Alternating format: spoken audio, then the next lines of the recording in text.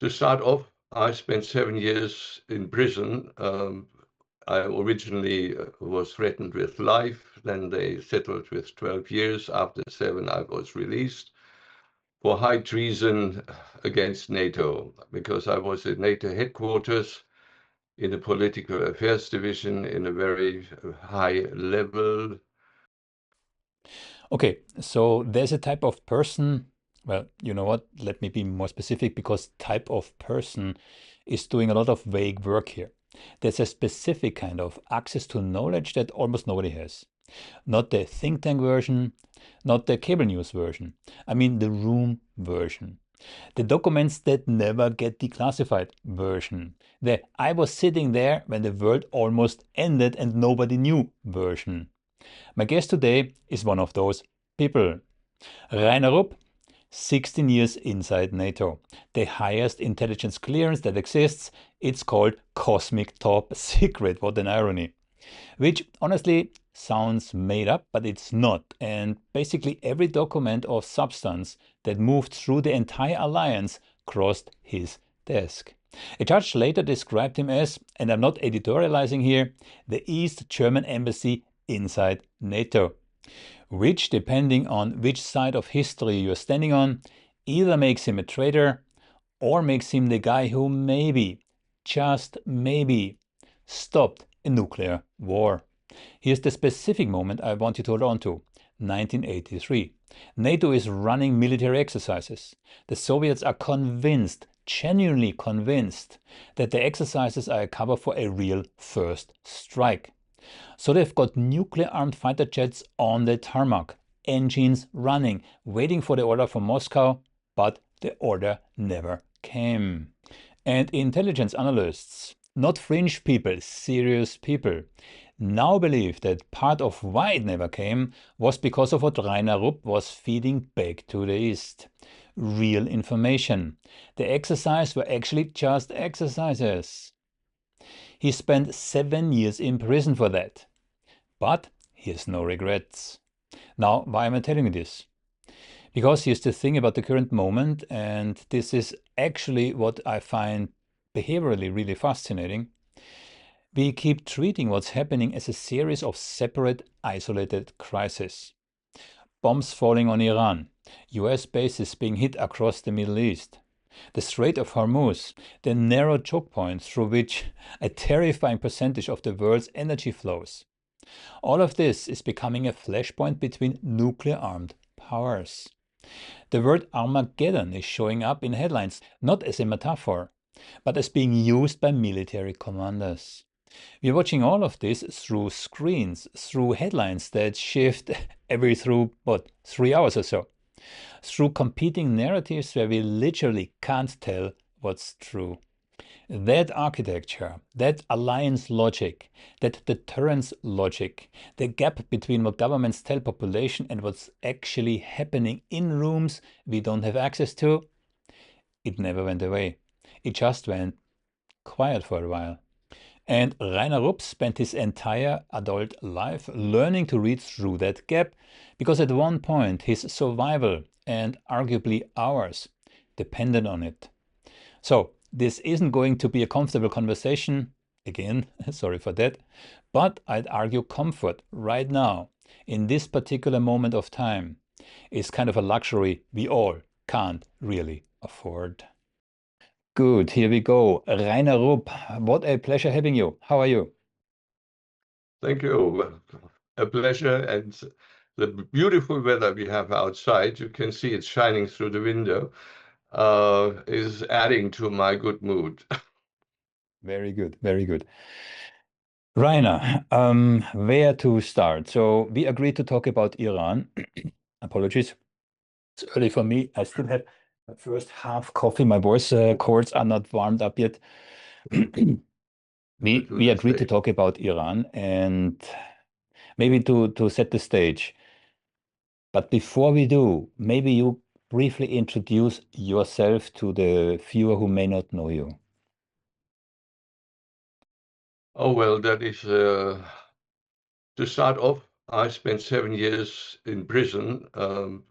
I originally was threatened with life. Then they settled with 12 years. After 7, I was released for high treason against NATO, because I was at NATO headquarters in the political affairs division in a very high level, and I had the highest possible clearing, cosmic top secret. I got to all the goodies of NATO and all the tricks and of the game in which they tried to cheat us. And it showed me already then that NATO was not a peace organization, but rather a piss organization, for which I think Donald Trump is spelling peace. And so when the GDR actually was swallowed up by West Germany and the Soviet Union disintegrated,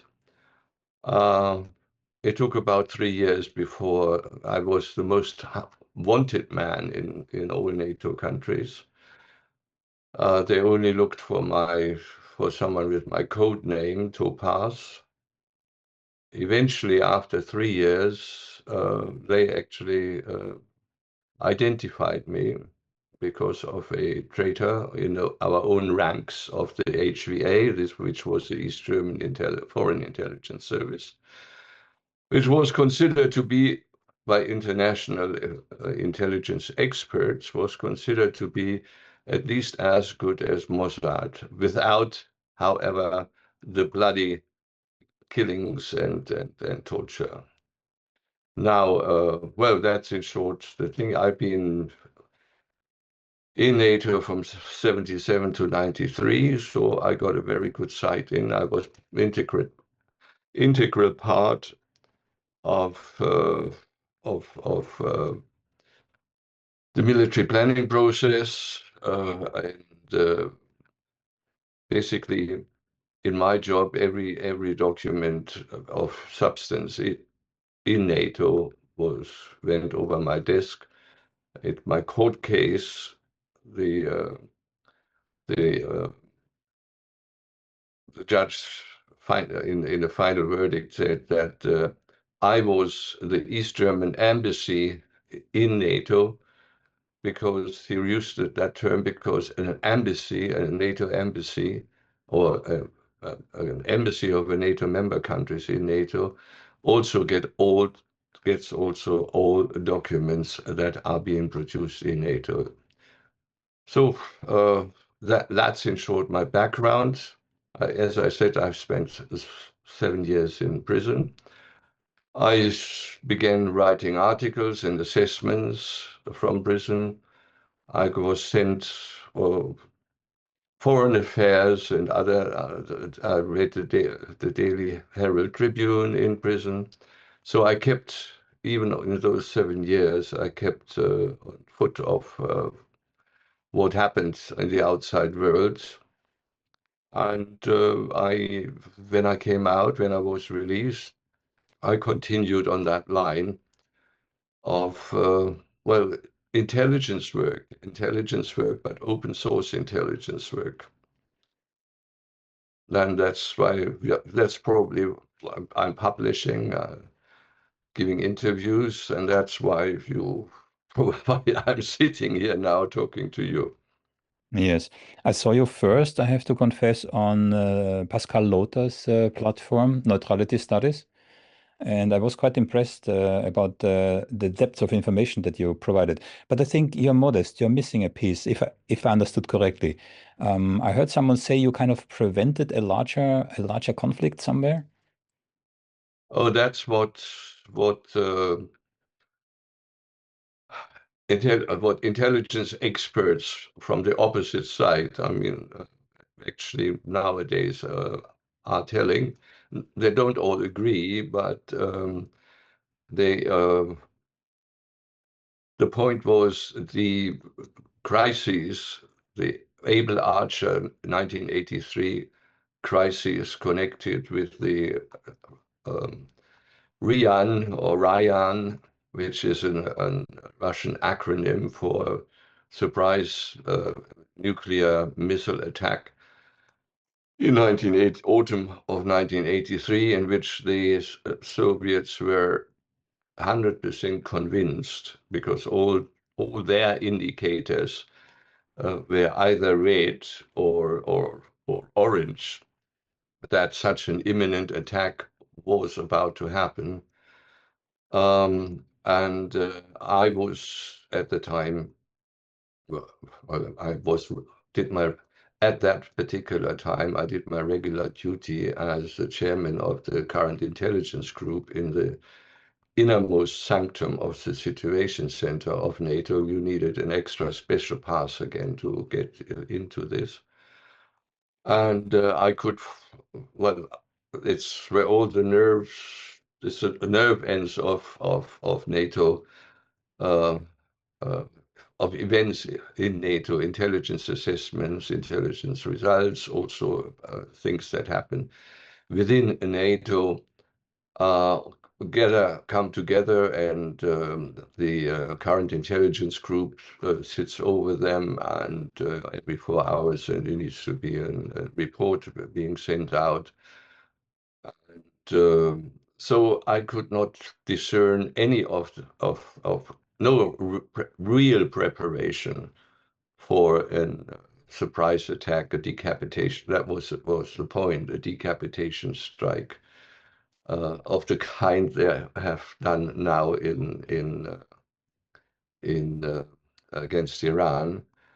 I couldn't discern any preparation for it, and I've relayed it, and I didn't just relate it orally.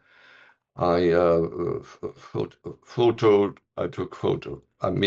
microbed photos of each document that went on that issue over my desk, and they were all numbered so that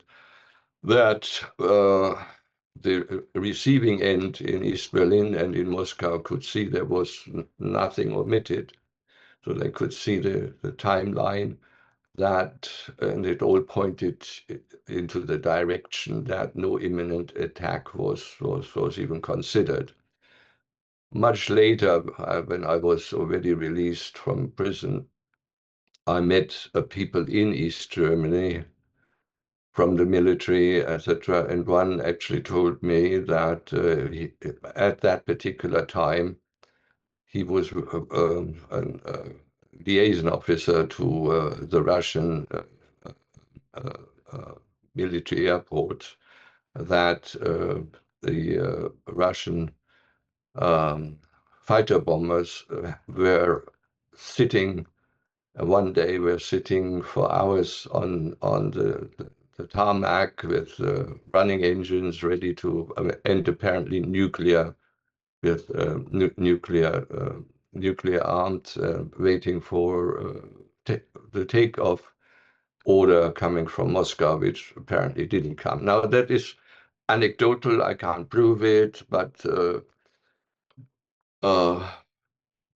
intelligence and strategic specialists, if you can check it, it's I mean, anyone who is interested in it can find background on all this, also with Benjamin Fischer, he used to be the CIA resident in West Berlin. And later he was the official historian of the CIA. And I met him in 2000, and after my release at 2006 or 2007 at a scientific conference in the South Danish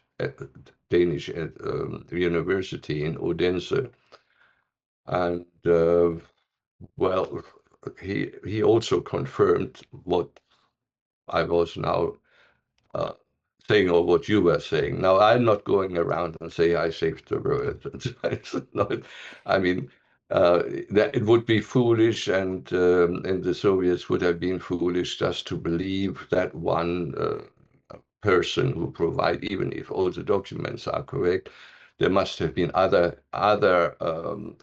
people, other sources who basically confirmed what I was delivering, or I was confirming what other sources had also been provided. So that is that particular part of history. Mm.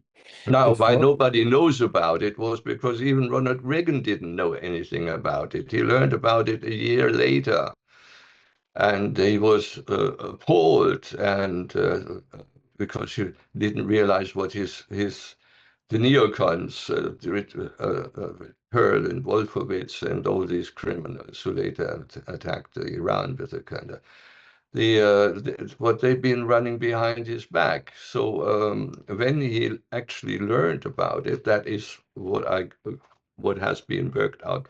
I take out now of released documents. He actually gave the order that this must never happen again, and that communication should start again. Proper communication of disarmament and arms control should start again, and with the Russians. And the next step was the meeting with Gorbachev in, I think, Reykjavik on Iceland it was. And from then on, that was then the move into towards the end of the Cold War. mm, But nobody really knew how close we were at the edge of Armageddon at the time. I didn't know it either. I knew the Soviets were very scared. That's why I did everything I could to avoid the scare. And I knew if there is I knew that, always knew, and that was the purpose why I actually did this work, to avoid misunderstandings and sliding into an armed conflict ending in a nuclear war, out of misunderstandings and wrong analyses. And so as well, let's talk about Iran now. before we do, because you said Able Archer, and I know a little bit about it because I wrote about it, Able Archer and Vintex. So these are NATO exercises. And correct me if I'm wrong, I make it very black and white always in these kind of interviews before I hand the microphone to you.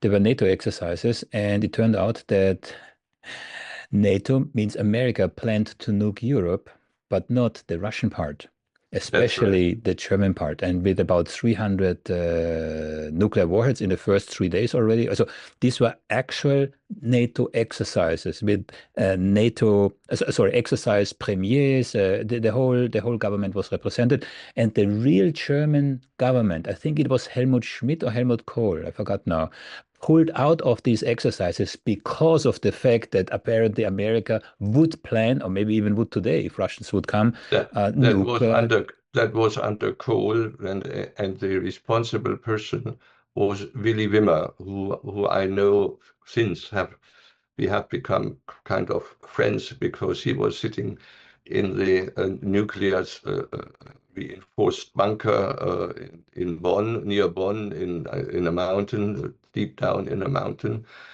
And when he learned of, he was a representative of the German government in this high-level exercise, Vintex exercise. Vintex stands for winter exercise. It happened every 2 years. And when he saw the scenario of the next step, that there were supposed to be 2 nuclear weapons also falling on East Germany, one actually on the historic Dresden, which already was firebombed at the end of the World War, unnecessarily firebombed with 30,000 or minimum of 30,000 civilians killed. It's basically like the impact was like a small nuclear weapon at the time, only achieved through conventional means. And so when he learned that, he stopped the game on, The or at chancellor, least the the German chancellor. participation of the German side. And that was under the Christian Democrats, because the Social Democrats, they were always so docile. I could see it from the inside, so docile vis-à-vis vis-à-vis American demands. The Americans didn't even have to say it out aloud. They were already reading their lips or thoughts, and in a I think in German wir vorauseilendem Gehorsam, in a submissive anticipation of to serve your master. They already did it under, for instance, under very obvious, it was under the SPD Minister of Defense, George Leber, who came out of the trade union movement. And all why they did it, I had lots of discussions with them, of course. They did it because they were always considered by the Americans as Reds, not really trustworthy. They are left red, etc. So they did everything to appear the most trusty by showing themselves the most submissive. And when after this SPD government, Schmidt, had disappeared, there came the conservatives to power again.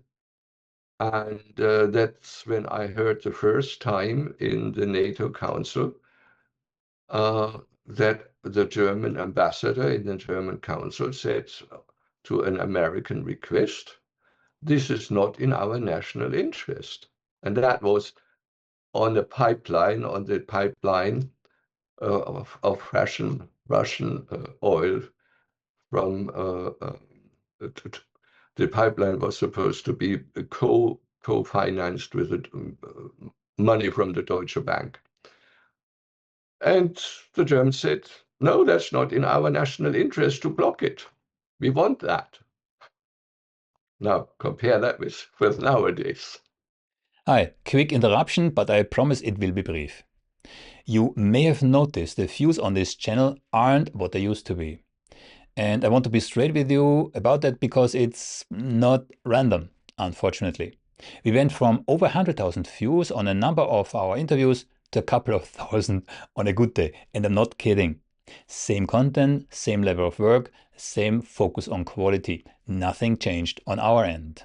What did change is that the algorithm quietly decided that these kind of conversations about geopolitics, power structures, analysis that actually pushes back on the official narrative, that stuff gets buried.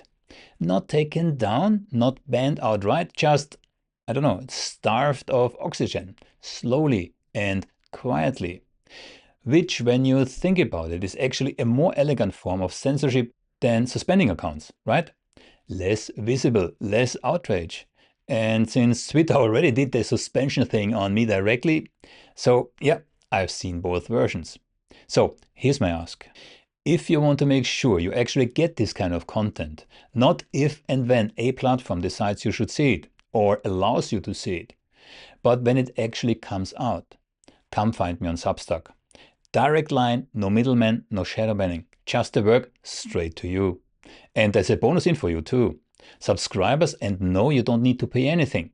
Get my weekly deep dive reports, research-based, no filler, on some of the most pressing issues of our time.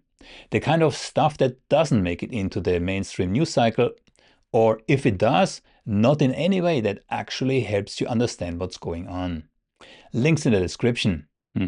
I just want to underline, because if you talk about this in Germany or in Europe, this is absolutely unknown, that there were apparently, and I say consciously were in the past, not knowing what the current plans are, of course, there were repeated NATO exercises that practiced bombing Western Europe up until Belgium with up to 300 nuclear bombs. And I think the Whitex exercise already, they started to do that by day 3, yeah, which is why the German government pulled out. not wanting to make this interview about this case. I just wanted to underline the fact that there are plans in the background from NATO, from America. May I just add one particular Yeah. point, which I noticed while I was serving in my capacity in a situation center and elsewhere. I noticed that first of all, the nuclear planning group of NATO was dominated by Americans, and the actual military, the nuclear targets were chosen only by Americans. There was no consultation with NATO. That was done by Americans. And I realized after a number of times that we used tactical nuclear weapons only against Soviet or Warsaw Pact forces outside Russia, I mean, in Eastern Europe. And so it became clear to me after a while, after a number of discussions with high-ranking American officers who were also in the current intelligence group, it was quite clear that they said, well, we know very well from the moment our nuclear weapons fall on Russian territory, we're going to get it back in the United States. But they were quite happily prepared to devastate in a first step Eastern Europe, and then planned in case the Russian conventional forces would actually push into the West to nuke Western Europe. And I remember one of those conferences, planning conferences, where an American general actually explained the problem he saw in the Fulda Gap. The Fulda Gap was this kind of plain between in which NATO, or especially the NATO military, expected, because it was a plain, no natural obstacles, that Soviet tank columns would race through and to Calais and Rotterdam and take the harbors within 48 hours. That was so one had to stop them, and how would you stop them? With nuclear weapons, of course. And the Fulda Gap is West Germany, huh? And so he actually said, well, we got a problem in the Fulda Gap, because the German villages in this area are only half a kiloton away from each other. It is a problem, yeah, and it was a problem. And who knows what plans are here today, yeah. But this is not the topic of our discussion today. But it sets the background. Yes, absolutely, absolutely. And I keep shifting my attention so now and then to a screen that I have next to me. I'm watching NASA satellites showing the fires in the region. So they are now combined. I have a map of, I don't know, 10, 15 NASA satellites, all different. They're detecting thermo activity in the region, right? And I have to say there is way more than our Western media is telling us. I will put a screenshot in the editing of this interview. Yeah, especially, I mean, Saudi Arabia, Oman, even lots of fires. Strait of Hormuz, actually the Persian Gulf, the upper part. Yeah, what comes before or behind the Strait of Hormuz.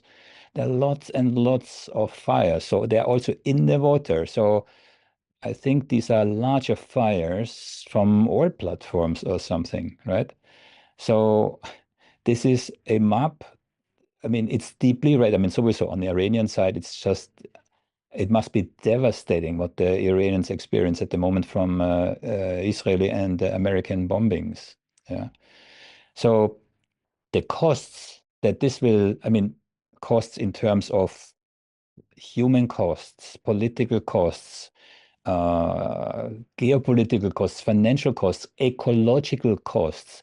The US has now, first time since the Second World War, sunk an Iranian, as a warship with a torpedo in international waters, by the way. Now, most people are not aware the ships that were sunk in the Second World War are still down there.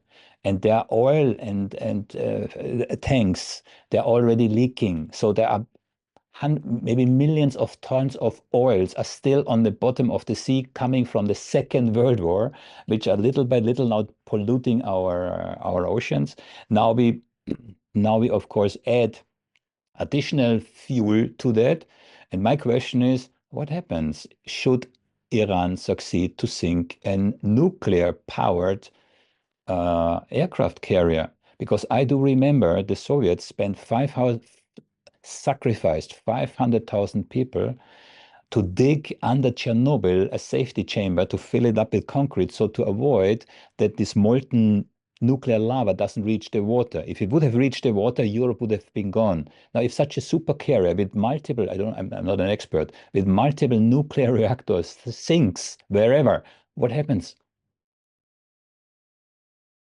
I'm not an expert either, but I know there have been nuclear-powered submarines who have been lost, and as to my knowledge, not all of them have been recovered. So there is I don't. We should ask Ted Postol or someone else. I can't answer this question. But the point you made that the drone carrier, the Iranian drone carrier that was sunk by an American submarine by a torpedo, I think last night, or no, it was yesterday already. Yeah.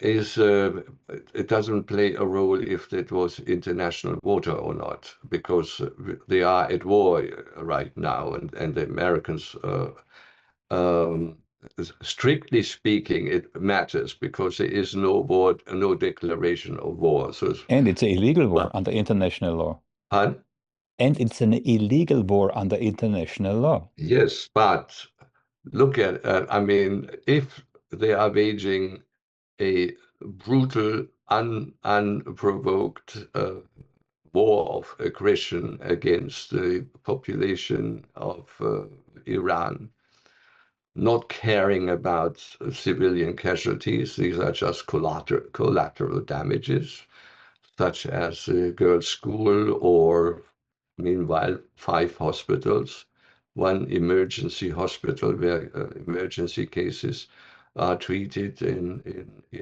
Tehran, etc. So, what's international law? Trump actually said, "F international law. I couldn't care Exactly. less about it." So, I mean, Yeah. and of course, the Iranians don't hold back. They don't try to fight with one arm bound behind their back, not like the Russians in Ukraine, to look to not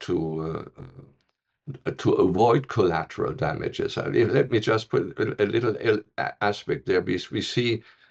We hear even on Ukrainian media about Russian missile attack of 700 drones and missiles, etc. And then in the end, they say, yes, and 3 people were killed in the process. I mean, in the attack. Now, every person is one too many, but by comparison, I mean, have a look what happened in Gaza. Yeah, or have a look at what the Americans did in Fallujah in this million inhabitant city in Iraq. They devastated it to 90%. Why? Because for a what they call it, I call them mercenaries, for private U.S. Mercenaries actually were caught and stopped on the bridge going over the Euphrates, and by upset population, and they were hanged from the bridge until they were dead.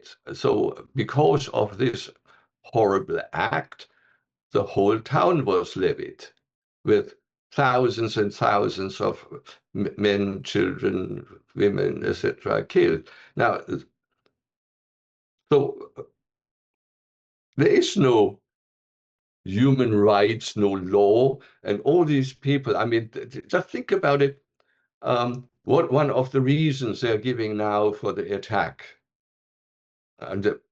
on Iraq, because during the demonstrations with the upheaval against high price rise, high inflation, and the devaluation of the real, of the Iranian currency in January, there were 30,000. They're now saying 30,000 demonstrators were killed. Yeah, that sounds. And there was actually, I saw videos, and not on Iranian or pro-Iranian videos, but of how these peaceful demonstrators were shooting and firebombing security forces. Actually, Israel admitted. going in, Sorry, shooting. I mean, it was like Maidan, a repetition of Maidan. exactly. And then comes one. It actually looked to me as if the Mossad, CIA, and MI6 were in a competition to jack up the casualty rates of demonstrators. At first, it Yeah. was a few hundred, and then it was 1,000. Then another source came, a British source came, oh, it was already 10,000. And then they actually jumped by 10,000. The next news was 20,000. Then it was 30,000. Now they rest at 30,000. That's what we hear now in the official statements, why they also care about those poor demonstrators and freeing the Iraqi people from the dictatorship of the mullahs. They couldn't care less about the Iranians, not a Course. dime, because if they cared for human life, they would have stopped supporting Israel. They would have bombed Israel to pieces. No, they're giving them money, and now I it is so ridiculous. If you see now how our main EU states, Germany, France, and the United Kingdom, say, even within their own ruling parties, there comes a question, yes, but the Americans, this attack is against international law, it is etc. So what is the narrative now? Yes, but it's very difficult to judge. Because one should not look at international law to be just too rigid, because if it means to help an suppressed population to fight against their dictators, well, one has to make an exception. I mean, this kind of pirouetting around, I mean, it's Unbelievable. our elites must think we all down. The plebs must be stupid not to realize that. Of course, every recent more serious poll says that the population don't believe the media anymore, the mainstream media, nor the politicians. And okay, but there is no organized resistance, opposition in our countries, and who is going to free us? You briefly mentioned Kiev. So I interviewed Professor Ivan Kachanovsky, who wrote his PhD on the events in Kiev, and he documented with hundreds of hours of videos and intercepts. Yeah, he even interviewed the snipers who shot at both the civilians and the police. Right, and we saw in Israeli media even admitted that there were Mossad agents on site in Iran when this unrest happened. Yeah, but Yeah. I would like to mention one thing. I think it was a Monday or Tuesday, and I published today a piece about this. So Rubio came out of a congressional hearing where he had to justify why America went to war, right?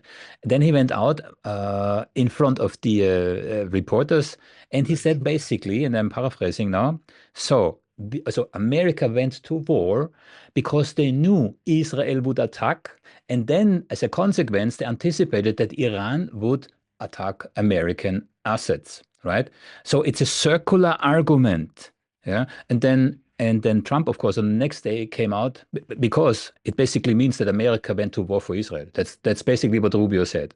And then, of course, Trump said on the next day, yeah, but I would have attacked anyway. Yeah, to kind of circle this back. Have you followed this? Well, the right now they're changing the rationale Yeah, and the by the justification. hour. Yeah, The rationale for why they attacked Iran by the hour. And you may have noticed the nuclear issue is not in the gone. front anymore. It's gone. Uh, Yes, uh, yes. on the priority ranking, it went down to the very bottom. It's now the missiles, the medium range missile, and that really creates problems for the SIO Yeah. criminals. And I've been watching, and I'm in exchange with Ted and some other people, um, watching videos of these missiles, Iranian missiles, raining down on Tel Aviv and other strategic strategic targets on the port, onto the, but also on the 27 American 27 American bases have been attacked in the whole of the Middle East, and not only once, and they keep being attacked. How Now, credible, if I may ask, how credible do you think that only, in quotation marks, only 6 American casualties so far? How credible do you think that is? I think nobody believes that, Mm. because actually, uh, Douglas McGregor last night, I watched him. I watched him last night. He had a discussion. I can't remember with whom, but I mean, he's a military historian, so he brought an element of how the U.S. military been lying about casualties right from the beginning throughout history. And he brought something up which I completely ignored. And it talked about the Battle of the Bulge. You probably know it's very famous in American military history, which is, in German, it's the Ardennes Offensive, the Battle of the Bulge. And, and he pointed out that in reality, the Americans lost in the Battle of the Bulge almost 200,000 casualties, whilst the Germans only 80, no, 68, 68,000. 200,000 gets 68,000. That didn't look good. So it only came down to a very few, and the 101st Airborne, the Screaming Eagles in Bastogne, who actually resisted, were then put up on the pedestal, they were heroes, obviously. They kind of immense human suffering and not giving up, and in that particular situation. But I don't want to belittle the actual human resistance these soldiers showed, but the deceitfulness of the US Army about keeping the populace at home calm. And the United States is a vast country, And if you only have journalists who are dependent on or sur place and dependent on information that embedded that the Pentagon is providing to you, yeah, where should the rest of the population realize that? And I think this horrible number of these many U.S. soldiers being killed in the Battle of the Bulge, probably nobody still knows about it either. I mean, except a few experts like McGregor. I mean, so in with one could argue that the Americans been clearing out their 27 bases, which they did when all these bases close to Iran. But I don't think they did with Erbil, which is in the north of Iraq, northwest of Iraq. Which was attacked, yeah. Well, Which was attacked, yeah. And how it was attacked. I've seen the pictures. It was a huge. Yeah. I mean, it was like a part of a city all in flames. Now you can't tell me that the Americans would not have left people back there to guard this, that, or the other, and removed all the equipment and all the computers and all of that. No way. They had people there. They probably went into bunkers. But depending on the kind of if you have these kind of weapons, depending on the kind of weapons, if you have the aerobaric weapons included, they're going to suffocate in their bunkers because they're lacking in fact, it looked to me like a firestorm. And most people in the firestorms in German cities died from lack of oxygen in their cellars. Yeah, because if you have every flame up there, will die.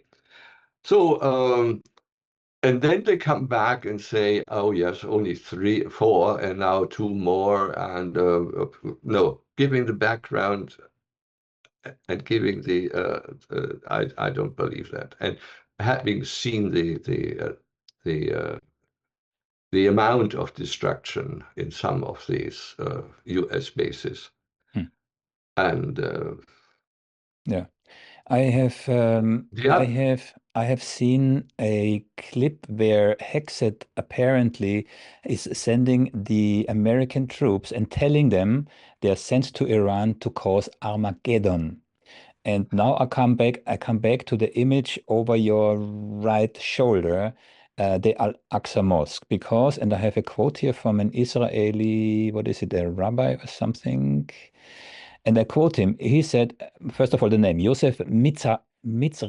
Yosef Mizrahi is an extremist rabbi. And he says, it's the exact quote, if it were up to me, I would bomb Al-Aqsa Mosque and claim a missile from Iran hit it to provoke a conflict between Arabs and the Iranians. So on one side, you have a rabbi in Israel advocating this kind of Armageddon. On the other side, you have a defense minister sending his troops into Iran to cause Armageddon. What does this tell us? Well, the point of is part of the divide and rule. I mean, it has been throughout history, the Shia, the Sunnis were, or that's not right either, extremist Sunnis were considering the Shiites as unbelievers or like the Christians considered during the religious wars in Europe the Protestants as believing in Satan or whatever, and they needed to be killed in order so that you yourself could go to heaven. I mean, it's not so particular about Islam, and you find these kind of radical idiots also in the history of Christianity. In fact, They are not even not in history either. If we think about Huckabee, the U.S. ambassador to Iran, you have also he also comes straight out of the Middle Ages. If you point out now, the point is they have this idea to reignite this religious wars of Sunni against Shiites. And the idea is to destroy one of the most holy shrines of Islam, but on Sunni territory, meaning in Al-Aqsa, I'm in Jerusalem, the temple mosque, which by the way is also claimed by the Jews. And the Jews would very much like, I mean, the Zionists, not the Zionists, they're mostly non-believers, but religious Jews would actually very much like if that Islamic temple would disappear and one could put a synagogue there again. Yeah. Because then the So Messiah comes back. now, Exactly. if one actually could do that, you hit two flies with one swat. Yeah. You blow it up, blame it on the Iranis, get the roles of the Sunnis against the Iranis, and you have get rid of the Al-Aqsa mosque and build your own Jewish synagogue there. Now, that makes sense, doesn't it? For criminal minds, that makes criminal, yes, it's worse than criminal. I mean, for genocidal minds, that makes eminent sense. Now, the idea, the reports we have seen of Mossad agents having been arrested in Saudi Arabia, having allegedly, that's apparently the Saudi Arabian uh, uh, uh, explanation for the arrest or justification, having tried um, to blow up Iranian energy assets. Sorry. I thought it was in Qatar, actually. I'm having a look here. I thought, I mean, Qatar announced, let me see. So there was, of course, Tucker Carlson brought this up. I th if I'm not mistaken, but maybe it was Saudi Arabia, but I No, thought it was maybe Qatar. that happened in Qatar too. But Yeah. what I've seen the news that was 2 days ago. Okay. Is this in Qatar? Is that very recent now? New? Yeah, I think it was yesterday or the before yesterday that Tucker Carlson brought it up that apparently there were Mossad agents. But I don't have it from Tucker Carlson. I got it from a news agency. Okay. Yeah. So So basic, whatever. I yeah, mean, the Mossad idea agents being arrested maybe in Arab countries trying to do what? to do precisely along the same line to destroy uh, uh, to destroy uh, oil production, the refineries or reserves or tanks or whatever, and leave a false flag attack, Yeah. leaving probably leaving because if it works in the traditional way, leaving an Iranian passport on the Yes. we know we've seen these things Exactly. happen in the past, leaving an Iranian passport or the passport of the one who's supposed to be the villain Mm. on the scene of the crime, and so again, this follows the same line to to push the Saudis into a more in a stronger opposition to Iran, in an armed opposition to Iran. Only what would they do? I mean, if the Saudi until now the as far as I know, the Iran only attacked the American base in Saudi Arabia, and a military installation, but seeing as well as CIA quarters, because they have also a CIA headquarters, a regional headquarters there, which has been taken out by the. And I cannot imagine that this CIA, also the operatives there, were sitting all the time in their bunker, and they probably didn't even think that the Iranians would have their address. Yeah. I'm looking again on this on the map from NASA. I see quite some fires in Saudi Arabia, especially on the coast from the Persian Gulf, but also inward. There are quite some fires right now. I mean, this is a live map. Yeah. I see a lot of fires. I don't know what's the usual. Along the coast, are there ships, or are there? I see it directly on the coast, but also in the water, in the whole Persian Gulf, especially in the north and in the south.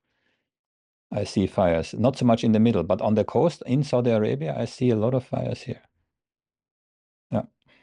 But also inland, also deep inland, I also see fires. But again, I cannot verify if these are recent fires. I mean, this map is from now, yeah, but this could be, I don't know, this is an oil-producing country. Are there big fires? I do not know. Yeah. Yes, they are, for instance, the flares.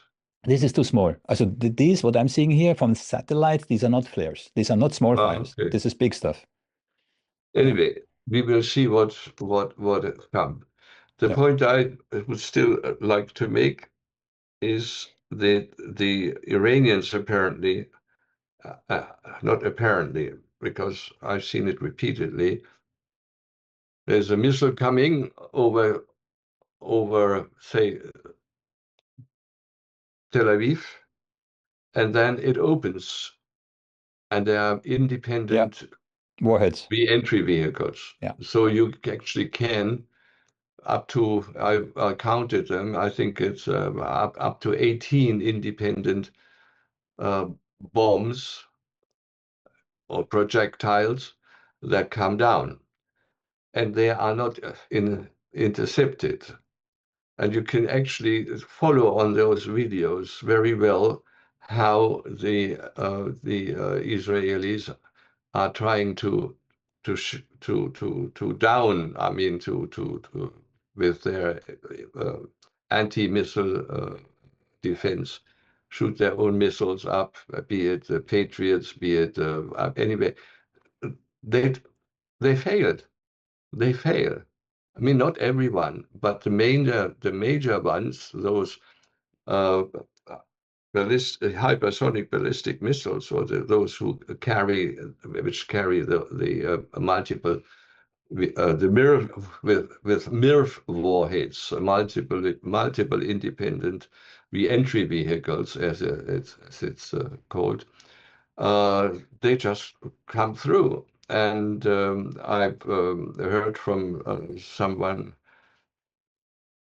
not directly, but a friend of a friend, calling from Tel Aviv, or having the news from Tel Aviv, saying that Tel Aviv, parts of Tel Aviv are beginning to look like Gaza. And I can imagine a few of these MIRV missiles could create similar destructions in an area of Tel Aviv, especially in the industrial area.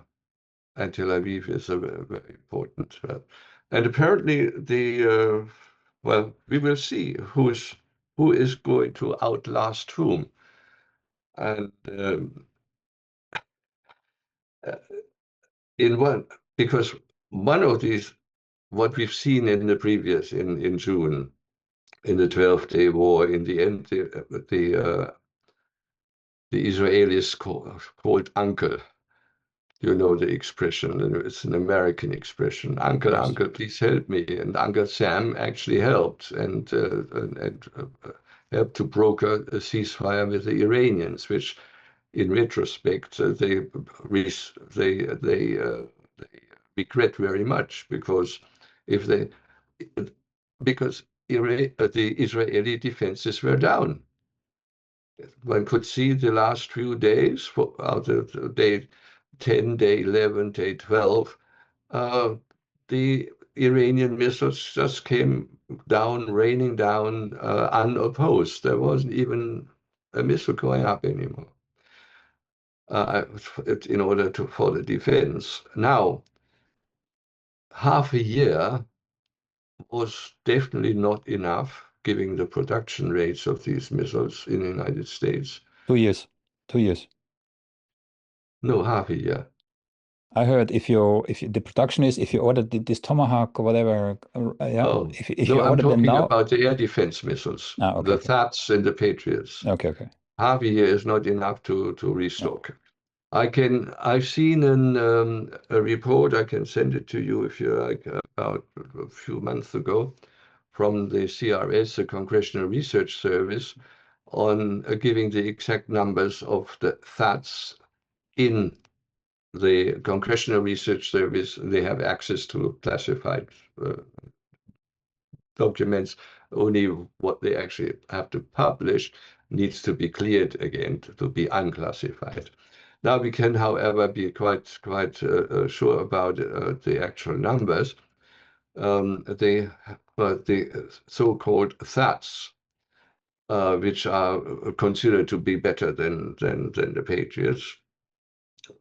The overall stock was about 600, of which they, in the 12 days, been blowing up 112. Each of these missiles costs about $12 million. And the battery, not to talk about. Now the point comes, in order to replace these 112, they need several years. That's what I meant. Yeah. So Yeah. you can't. So they can now draw THAADs from other areas. Now, will they deplete the Pacific, where they're trying to pivot towards China? No. The Pacific commander will say, no way, no way. Of course, they won't get, the Ukraine won't get anything anymore. That is quite clear. And the Patriot is in a similar situation. And if you, as it seems to be the standard modus of operation, one attacking missile to make sure that it doesn't get through, you are shooting up two defense Interceptors. Yeah. two THAADs or two Patriots. Now the economy of this is crazy, but money doesn't seem to play a role here, because Trump already has a 1.5 trillion military budget for nuclear, and the military industrial complex is very happy. The more that is being used, Of course, the more the profits are going to be up in the following years. Now the point is, but they'll be empty. There will neither the Israelis nor the American forces will have the possibility to defend even parts of it. Sorry, I just bitte später nochmal anrufen. Ich habe ein Interview. So there will be, and the Iranians, as we heard from experts who actually have seen, I think it was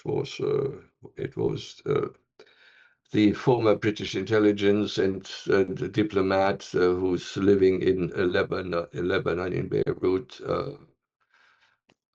You probably know him, an elderly gentleman like me. He's also on this discussion circuit. He actually was visiting these underground facilities in Iran. He was invited to visit it, and to get a glimpse of it, going on for kilometers and kilometers of stockpiles of all kind of missiles and drones, and not only stockpiles, they are actually they have the production facilities there, deep underground, just like the V2, the first Germany. German that was done underground, completely underground in tunnels, deep under the mountains. I mean, you can do that, and I've have absolutely going after the rams or the launch pads. I have seen an absolute McDouglas last night showed or under that discussion with uh, McGregor. I think it was Danny Davis showed a video clip, which is you see sand dunes, and out of the sand dunes, missiles shoot out, and afterwards is sand dunes again, sand dunes, and then whoosh, the next missile comes out, sand dunes. How they do that, nobody seems to know. But it's how do you find it? Maybe with deep penetration, special deep penetration radars, which apparently will not yet be in orbit there. If you have a very long period to prepare, they may be able to put something like that up to actually look under the sand. But then again, you could put decoys, plenty of decoys in other places under the sand. It's a. Mhm. I'm just now extrapolating, thinking what it's very difficult to do that. And finally, if you want to regime change, you need boots on the ground. That's the absolute no-go for Trump's MAGA base, because he was elected as a president, against endless American wars in the Middle East specifically. But since you Absolutely. but since you brought up China briefly, so China has lost access to oil from Venezuela and now has lost access to Iran. Some analysts say China is the hardest hit by the closure of the Strait of Hormuz. I read just before this interview that China, in anticipation of what's coming, has amassed a reserve about 100 days. So what Yeah. happens if this war lasts not only to China, but what happens if this war really lasts longer than 100 days? I'm I'm not sure, but if you're looking at the map and there's or don't only look at the map, but there's look at the Houthis. The Houthis don't block their seaway for all ships. They just let certain ships through, and they can do the same for Chinese tankers, Indian tankers, etc. So it would just be the impact, say the financial impact on Western Europe and the United States would not be quite as bad, because these countries would not be competitors on the remaining small amount of oil and liquid gas for that matter. But and I think if the Iranians are clever, I think they're doing that already, because ships do come through. It is if they and they seem to, if the Iranians help the Houthis to tell them which ships go to Israel, to Haifa, not Haifa, on the You mean, the harbor, the Israeli harbor, and no, uh, if you pass, so that you have the Persian Gulf, then you have the Strait of Hormuz, and then you have the Gulf of Oman. In the yeah, Gulf of Oman, you have the American Navy. So if China is assisting, apparently, Iran, then America would probably not be inclined to leave those Chinese. This is the point. Would the United States stop an Iranian, an Indian, or a Chinese tanker? Exactly. Now that would be then no American ship would be safe anymore in the East. I mean, if they're really suicidal, then they would do that. Yeah. And I would. The Houthis had enough, or were able to have the intelligence, to get the intelligence to decide which ship was going where. So they said, you can go, or you're going to be shot at. Now, the Strait of Hormuz is actually much smaller than the 30 kilometers, because what we call there's actually a very narrow lane which is deep enough for big ships to go through.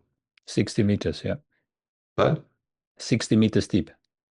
yeah, for the rest, you can't go. So this kind of narrow lane can be very easily controlled by Iran. Can be, in the worst case, if you want to close the whole thing, you would put mines in there.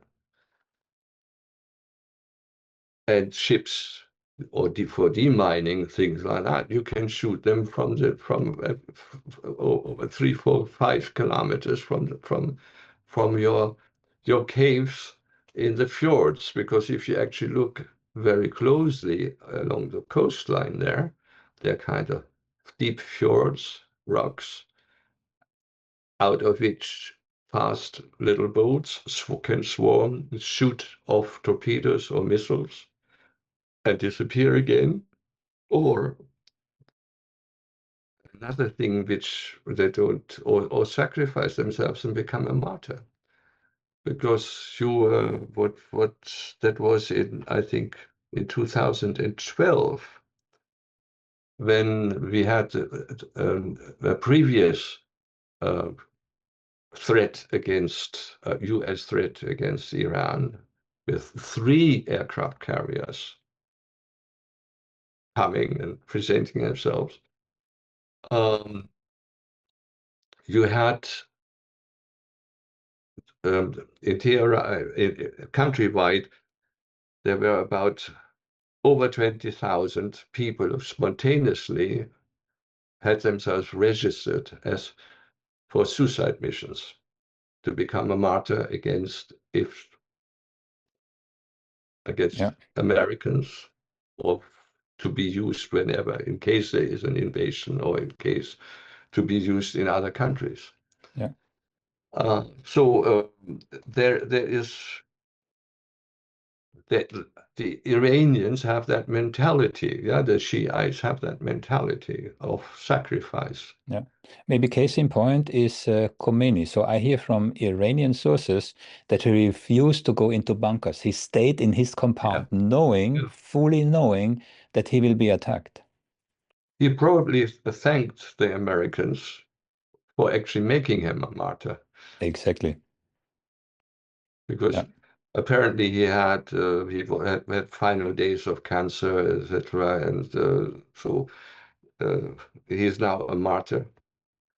He probably believes in it anyway. He is a martyr, and for the people, he is a martyr. Yeah. So And people, that's the majority are still deeply, deeply religious. yeah. The Americans thought they could, get Germany to its knees in the Second World War by bombings like in Dresden. They have not learned that the effect is a reverse one. And the same we see in Iran today. Even people who, and again, Iranian sources, even people who are absolutely against the regime, they unite now against this attack.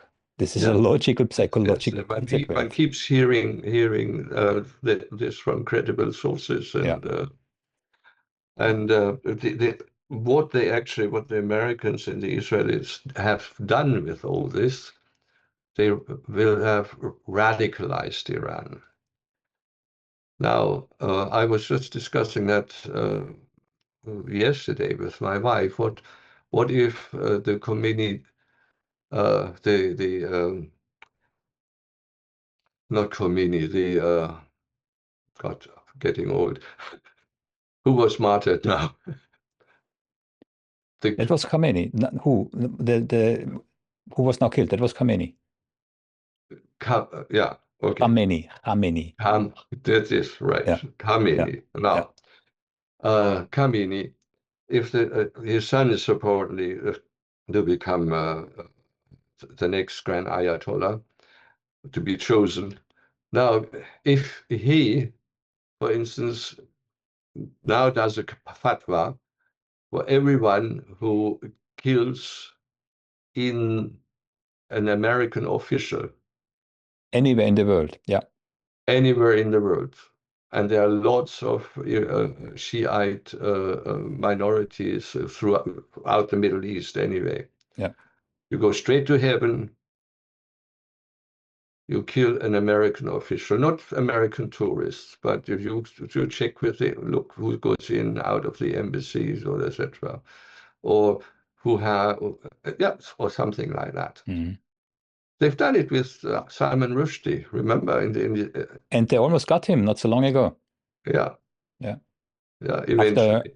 After I don't know how many years. I mean, they have all asymmetric warfare, and they think, maybe it's justified or not, they think if you have the bigger weapons and kill our women and children with the bigger weapons, we do it in another way. The other way will be called terrorism.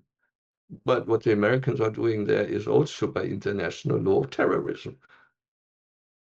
War crimes, yes.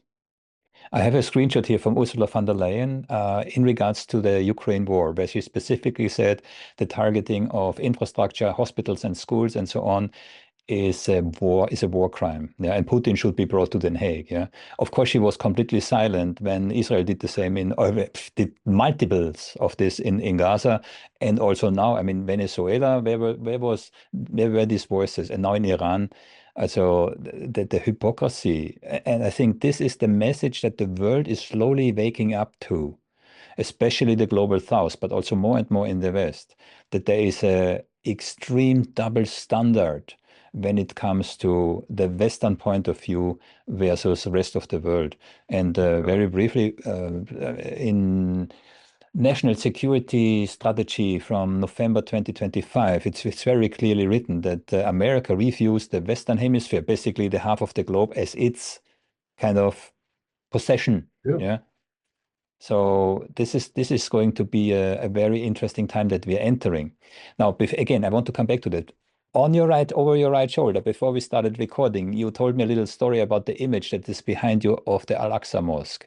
So before we conclude this interview, maybe you'll tell us what's the background story. Oh yeah, this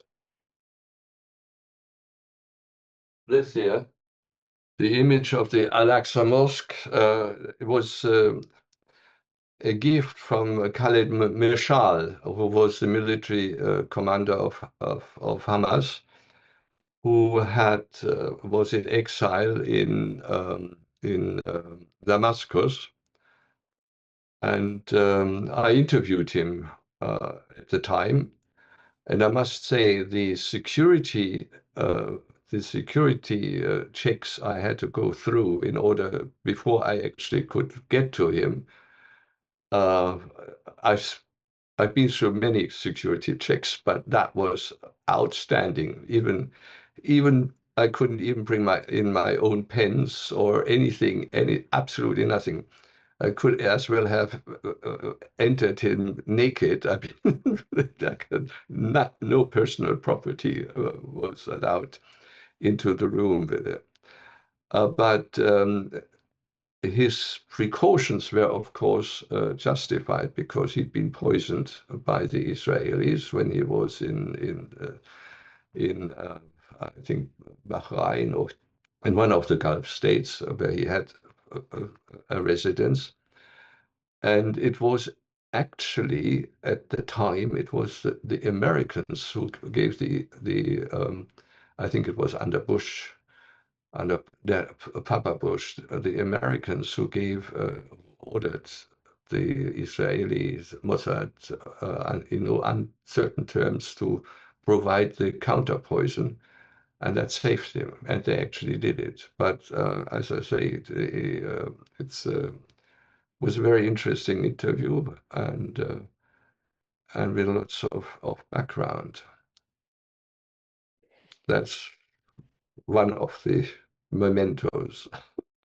If I'm not mistaken, there was a movie made about this story. I remember this narrative. If I'm not About him mistaken. being poisoned. Yeah, Poisoned, yeah, yeah. and then Well, then the that forced. is well known. I didn't pull that out of my finger. Yeah. No, but I think there was a movie made about that, because I remember the narrative, especially the part that the Israelis were forced to give the counterpoison. Yeah. Yeah. Rainer, we scratched on a lot of topics. It was very interesting. Now, before we conclude this interview, is there anything that's close to your heart that we did not discuss? We touched on many issues, but of course one could go deeper into any of them. And I think we will the problem of will that spread wider, because we talked about if the Chinese vessels will be harassed by American naval ships. The crazy idea of Trump to send send U.S. Navy ships into the Gulf of Hormuz to accompany or to protect not the Gulf of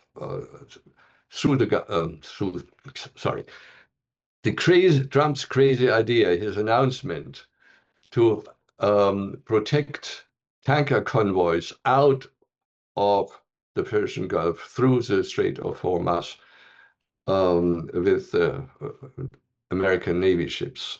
Now, we just shortly talked about how it looked at the narrow part of the Gulf of Hormuz.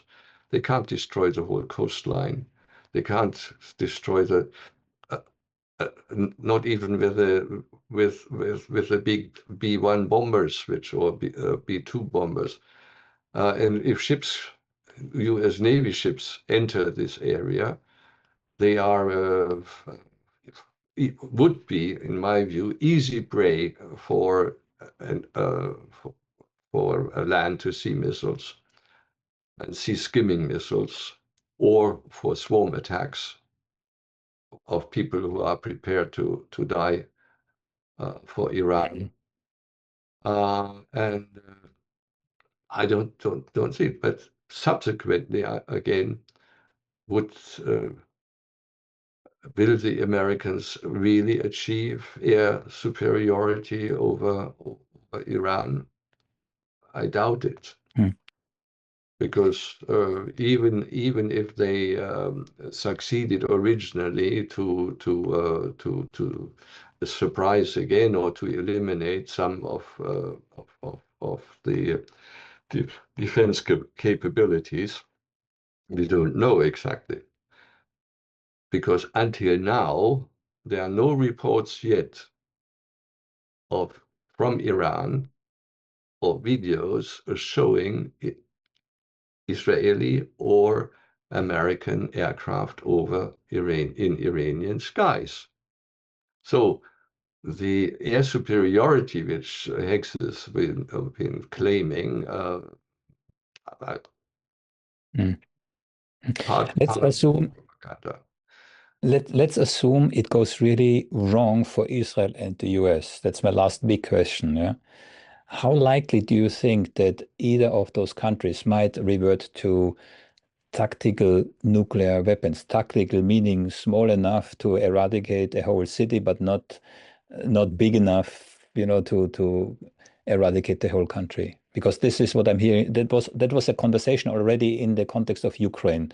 We should Lindsey Graham, especially in the US, this is a complete madman, advocated for the use of tactical nuclear weapons in Ukraine. But how realistic?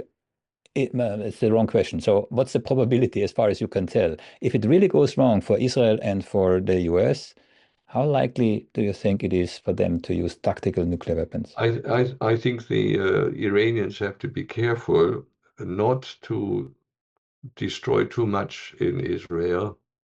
Leave the Israelis or the Zionists a way out, just like Sun Tzu already has recommended. Mm-hmm.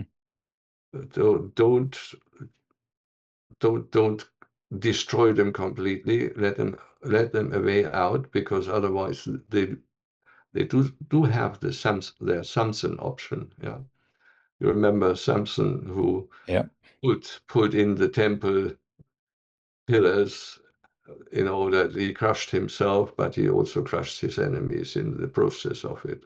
Yeah, basically, if we go down, you go down. Yeah, the kind of.